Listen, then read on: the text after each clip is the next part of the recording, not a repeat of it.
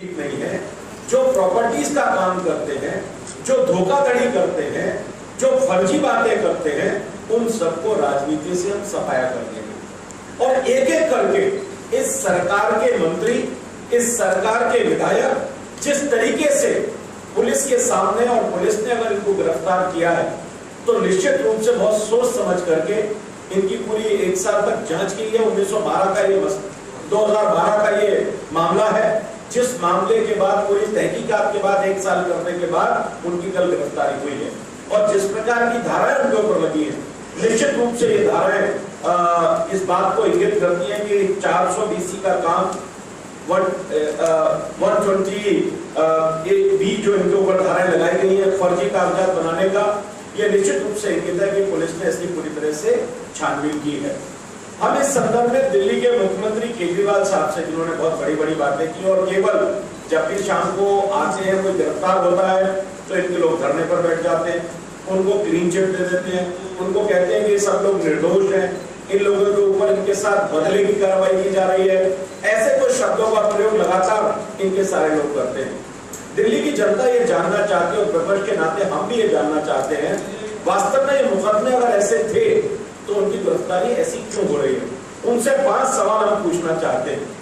केजरीवाल साहब से इस संदर्भ में 5 सवाल हम पूछना चाहते हैं कि अगर आपके आंतरिक लोकपाल ने सभी विधायकों की जांच की थी तो फिर तोमर की फर्जी डिग्री और मनोज कुमार की धोखाधड़ी की जांच में से कैसे बच निकली।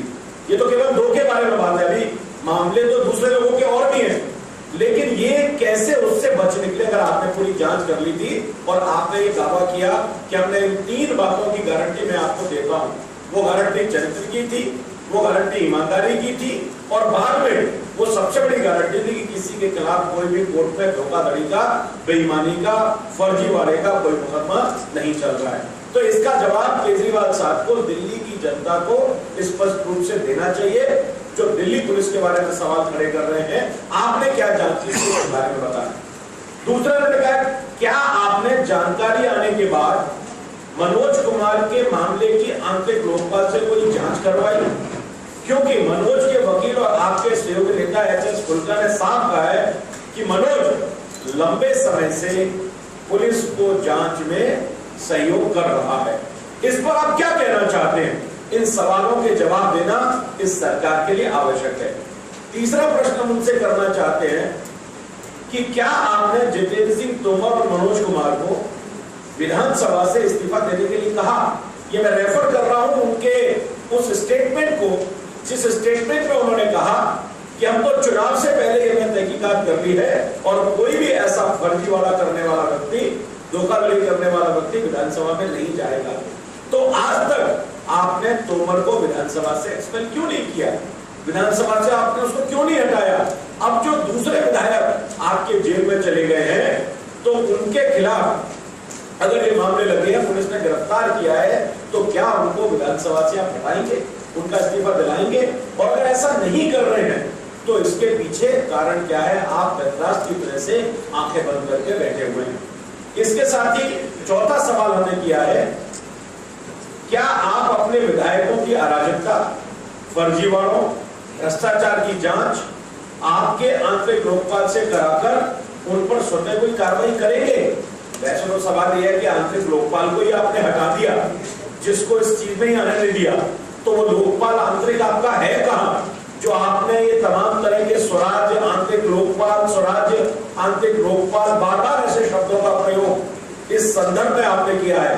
तो कोई आंतरिक लोकपाल जिसने जांच की है, उसकी जांच की कुछ रिपोर्ट आपके पास है क्या? उनके कोई नतीजे, उनके कोई सबूत आपके पास है क्या? और क्या ये जांच अभी आंतरिक लोकपाल कर रहा है? और आंतरिक लोकपाल है कौन? जो थे उसको तो आपने निकाल दिया।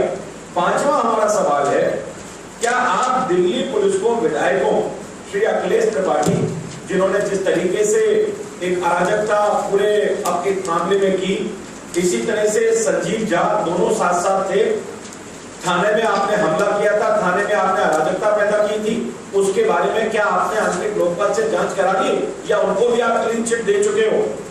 इसी तरीके से प्रमिला टोकर, जिन्होंने अनुसूचित जाति महिला से मारपीट का मुकदमा दर्ज है, क्या इसकी भी आंतरिक लोकपाल ने जांच कर ली है? और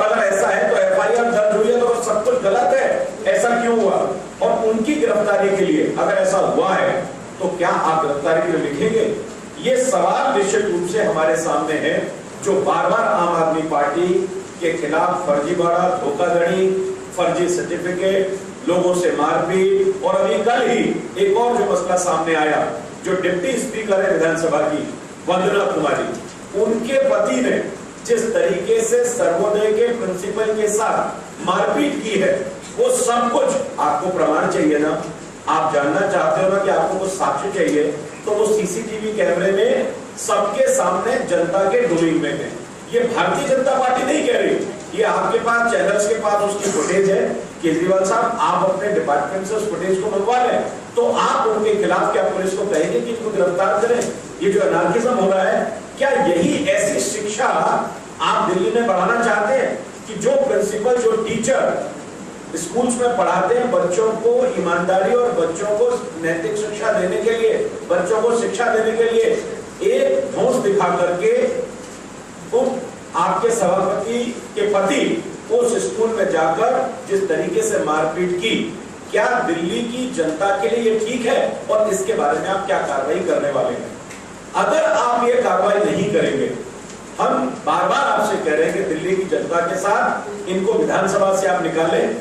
भारतीय जनता पार्टी इन सब मुद्दों पर जिस तरीके से हम धरने प्रदर्शन करते हैं, अगर आप इनको, इनकी सदस्यता समाप्त नहीं कराएंगे, तो भारतीय जनता पार्टी आने वाले समय में एक बड़ा आंदोलन निश्चित रूप से इन फर्जीवाड़ों के खिलाफ, जो जेल में मंत्री और विधायक गए, उनके खिलाफ करेगी। इसके साथ ही एक और जो मुद्दा सामने आया है, अब ये हम बहुत समय से, आप सभी पत्रकार हैं, बहुत समय से आप देख रहे हैं, हमने 21 संसदीय सचिवों की बात की है। ये मामला कोर्ट में भी गया है, और कोर्ट में जाने के बाद मैं आपको बताऊं कि 13 तारीख को, 13/3/2015 को आपने ये ऑर्डर जारी किया प्रिंसिपल सेक्रेटरी जीएडी के नाम से अनिलो मजूमदार साहब ने ये ऑर्डर जारी किया 21 पार्लियामेंट्री सेक्रेटरी का।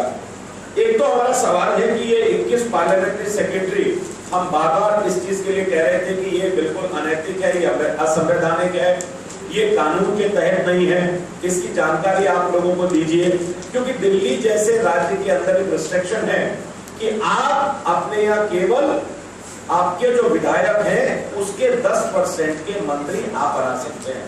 तो दूसरा सवाल पैदा होता है कि अगर मंत्री 10% बन सकते हैं, तो संसदीय सचिव के ऊपर कानूनी प्रावधान क्या है? अगर मंत्रियों पर 10% की बार लगी हुई है, तो क्या संसदीय सचिव अनलिमिटेड बन सकते हैं? वो कितनी ही संख्या में बन सकते हैं? मुझे लगता है कि एक क्वेश्चन मार्क तो ये है। फिर दूसरा, लाभ के पद से हटाने के लिए आपने सारे को एक तरह का कैमोफ्लेज किया है।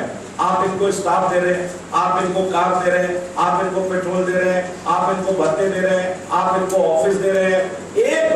एक विधायक के ऊपर एक महीने का कितने लाखों में खर्चा आ रहा है, जनता को बताने की आवश्यकता है, इनका पर्पस क्या है। इसके साथ ही इसी संदर्भ में दिल्ली के एक कार्यकर्ता ने, चेतन शर्मा ने आरटीआई की एक रिपोर्ट मांगी, जिसमें इस 21 संसदीय सचिवों के संदर्भ में जानकारी मांगी गई कि ये संसदीय सचिव आपके विधान की, आपके किस विधान, किस लॉ के तहत इनको आपने संसदीय सचिव नियुक्त किया है। 5 सवाल इन्होंने पूछे थे, जिसकी जो 3 सवाल हैं, जिसकी जानकारी आरटीआई में, अब ये 13 तारीख को, तो 13/3 को तो आप बनाते हो, 25/6 को ये जवाब आपका आता है दिल्ली सरकार की आरटीआई के माध्यम से। और इस जवाब में आप लिख रहे हैं, उन्होंने पूछा क्वेश्चन नंबर 3 में, provide information that which rules oblique law stipulated the appointment of the parliamentary secretary in the present government. 4th, provide information regarding the procedure of the appointment of the parliamentary secretary in Delhi state. 3, provide information that under which law oblique rule chief minister or any other authority can administer the oath to the parliamentary secretary in GNCT of Delhi. इसका जवाब आता है, बहुत interesting है, court में मसला है ये, इसका जवाब आता है 26 तारीख को इससे बड़ा धोखाधड़ी, फ्रॉड, फर्जीवाड़ा ये सरकार कोई कर नहीं सकती। इसका भी जवाब आगे देना पड़ेगा। बाद में वो कहेंगे कि केंद्र में आपकी सरकार है इसलिए सब हो रहा है। जवाब आता है no information is available in this department. ये इनका आरटीआई का जवाब है। तो निश्चित रूप से भारतीय जनता पार्टी और दिल्ली की जनता, हम ये जानना चाहते हैं, लगातार हमने इस चीज का विरोध किया कि किस कानून के तहत और फिर किस कानून के तहत अगर इस सबको अप्रूवल करने वाले लेफ्टिनेंट गवर्नर हैं। 13 तारीख को आपने किया रेट्रोस्पेक्टिव, आपने जून में ये इसका जो प्रस्ताव है वो पास किया। क्या वो लेफ्टिनेंट गवर्नर ने जो इस राष्ट्रपति की तरफ से महामहिम जो इसको ऑथराइज करने वाले हैं, क्या आपके इस प्रस्ताव को which is legally required lieutenant governor ने अप्रूव कर दिया क्या? अगर अप्रूव नहीं किया है तो निश्चित रूप से मित्रों ये सामने हो जाता है कि ये जो पार्लियामेंट्री सेक्रेटरी है वो इलीगल है, जनता के पैसे का मिसयूज है, आप लोगों को लगातार धोखाधड़ी कर रहे हैं। और ये सवाल पैदा होता है कि आपको अविलंब इन पार्लियामेंट्री सेक्रेटरी को, अगर आपके डिपार्टमेंट की ये इंफॉर्मेशन है तो आपको तुरंत हटाना चाहिए, और या फिर लेफ्टिनेंट गवर्नर ने इसकी आपको अनुमति दी या नहीं दी, ये महत्वपूर्ण सवाल है।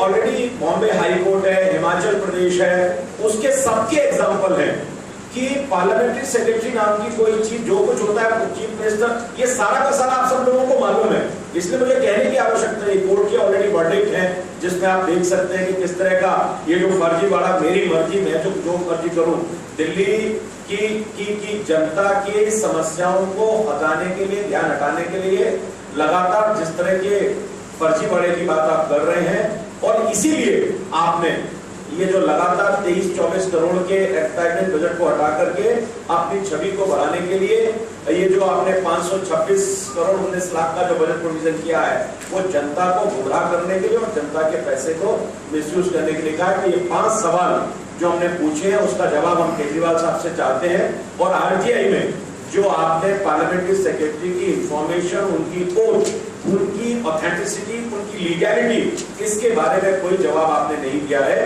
तो उसका जवाब भी हम आपसे चाहते हैं। और निश्चित रूप से भारतीय जनता पार्टी इन सब विषयों को लेकर के हम आंदोलन लगातार कर रहे हैं। आने वाले समय में भी हम प्लानिंग के साथ इन सब चीजों को लेकर के, और मैं एक और बात उनको कहना चाहता हूं कि जिस तरह से मीडिया में खबर है, अभी तमाम उनके और एमएलए हैं जो लगातार इस तरह के फर्जीवाड़ों में इन्वॉल्व हैं, तो क्या आपका आंतरिक लोकतंत्र या आपका आंतरिक लोकपाल इन सब पर कुछ काम कर रहा है? या जब उनको पकड़ा जाएगा, सपोज अगर ऐसा होता है जिनके बारे में तमाम तरह की सिचुएशन आई है, तो फिर आप केंद्र सरकार पर कि केंद्र पर ये बदले की भावना से काम कर रहे हैं या दिल्ली पुलिस आपको ऐसा कर रही है? निश्चित रूप से अगर दिल्ली पुलिस गलत कर रही है, आपके मंत्री के मामले में अगर उन्होंने गलत किया है, या मनोज के मामले में दिल्ली पुलिस ने गलत किया है, तो निश्चित रूप से उनको जवाब कोर्ट को देना है। क्या संसद के इंटरनल लोकपाल से ही मांग कर रहे हैं? आप इनके इंटरनल लोकपाल से ही मांग कर रहे हैं या दिल्ली सरकार के लोकायुक्त से मांग कर रहे हैं? नहीं, हमने कहा ना दिल्ली सरकार को लोकायुक्त है ही नहीं। ये जो शब्दों का प्रयोग है, स्वराज्य, इंटरनल लोकपाल, लोकायुक्त, ये सारे के सारे शब्द हैं 8-10 जो केजरीवाल साहब समय समय आने पर वोट की राजनीति के लिए, लोगों को भरमाने के लिए, कोर्ट के कहने के बावजूद भी दिसंबर से लेकर के आज तक लोकायुक्त की नियुक्ति नहीं हुई है, और वो निश्चित रूप से उनको करनी चाहिए। तो फिर आप किस तरीके से आंतरिक और सरकार की डेमोक्रेसी को ठीक कर पाएंगे, ये सवाल अपने आप में। सर, क्या कोर्ट में जाएंगे संसदीय सचिव वाले मसले करेंगे? निश्चित रूप से इसका ऑप्शन हम देखेंगे। अगर संसदीय सचिव के मामले पर जिस तरह का जवाब आया है और जिस तरह से इन्होंने तमाम प्राइवेट लोगों को सरकार के अंदर भरा है, हम कोर्ट में जाने के ऑप्शन को भी लीगल एक्सपर्टीज के साथ, ऊपर करने के साथ, जरूरी होगा तो हम कोर्ट भी, इसमें अगर संभव होगा और हमको एडवाइस किया तो हम कोर्ट भी जाएंगे। आपको लगता है कि आपका जो लीगल सेल है वो कहीं कमजोर पड़ रहा है गवर्नमेंट से लड़ने में? क्योंकि पॉइंट तो इतने महीने पहले हो गए हैं कि संसदीय सचिव नहीं, कुछ कोई कानूनी नहीं, लड़ाई हमने इसलिए हमने कहा ना, ये हमने डेट जो दी है, जो ऑलरेडी कोर्ट में मामला है ये एक, और दूसरा जो आरटीआई में भी लेटेस्ट जवाब आया है, तो एक और ये प्रमाण आपके सामने है कि सरकार किस ब्लाइंड तरीके से काम कर रही है, सरकार किस अप्रोच से काम कर रही है, सरकार कितने गैर जिम्मेदार तरीके से काम कर रही है। सरकार के डिपार्टमेंट अगर ये आपको जवाब नहीं दे रहे तो निश्चित रूप से अपने आप में ये सवाल है, और ये अभी 26 तारीख का है, और इसलिए हम ये जो वोट में ऑलरेडी है, और जितना ऑप्शन हम कर सकते होंगे भारतीय जनता पार्टी निश्चित रूप से करेगी। आपने कहा कि मूवमेंट शुरू करेंगे अगर ये सारे सवालों के जवाब नहीं मिले और कार्रवाई नहीं हुई तो पार्टी ने अपनी पार्टी से नहीं निकाला ऐसा विधायक तो आप आंदोलन करेंगे निश्चित रूप से भारतीय जनता पार्टी हमने देखिए, दो वैट तो अभी तक बढ़ा नहीं, उन्होंने एक प्रस्ताव लेकर के हमने कहा था कि अगर वैट बढ़ेगा, और दूसरा जिन जिन मुद्दों पर चीजें होती हैं हम लगातार आंदोलन करते हैं, लेकिन ये सारी की सारी चीजें जो कंपाइल हो रही हैं, जिसमें सारे के सारे केसेस सामने आ रहे हैं, और इसलिए सरकार को हमको जो तत्काल उनको जो एक चेतावनी देनी होती है हम देते हैं, लेकिन लंबे आंदोलन के लिए निश्चित रूप से पूरा एक कंपाइलेशन के साथ बड़ा आंदोलन, लंबा आंदोलन भारतीय जनता पार्टी करेगी। हम ऐसे नहीं है कि आज हमने मुझसे कुछ बोल दिया और कल कुछ कर दिया, लेकिन समसामयिक विषयों पर हम अपने आंदोलन प्रदर्शन लगातार करते रहते हैं, आप लोगों को कवर भी करते हैं। लेकिन सरकार जिस तरह से काम कर रही है, सरकार से हम जवाब चाहते हैं कि सरकार इस पर कॉग्निजेंस लेकर के इनको विधायकों को पार्टी से निकाले और हमको आंदोलन करने का मौका ही ना दे। संसदीय सचिव की नियुक्ति पर सवाल उठा रहे हैं, लेकिन दिल्ली में जो मेरी जानकारी है, दिल्ली के इंडिया में शुरुआत दिल्ली से ही हुई थी संसदीय सचिव नियुक्त करने की, वो आपकी पार्टी की सरकार ने की थी। आज आपको आपत्ति उठाने चक्कर मिल पाएगा। देखिए कितने संसदीय सचिव, फिर वही मैं कह रहा हूँ, एक परसेंटेज है 10% का दिल्ली सरकार में अगर आप 7 मंत्री रख सकते हैं तो आपने 7 संसद, जो 10% की जो बार है आपने तो 21 बना दिए ना। सवाल ये है, आप 21 संसदीय सचिव किस लिए, उनकी रेलेवेंस क्या, उनको जो जनता का इतना पैसा खर्च करना चाहते हैं उनके ऊपर, आपने उसका मतलब क्या, और किस कानून के तहत आपने कौन सी ओथ कराई है उनकी, उसको एडमिनिस्ट्रेट कौन, ये सारे सवाल इसलिए हमने पूछे।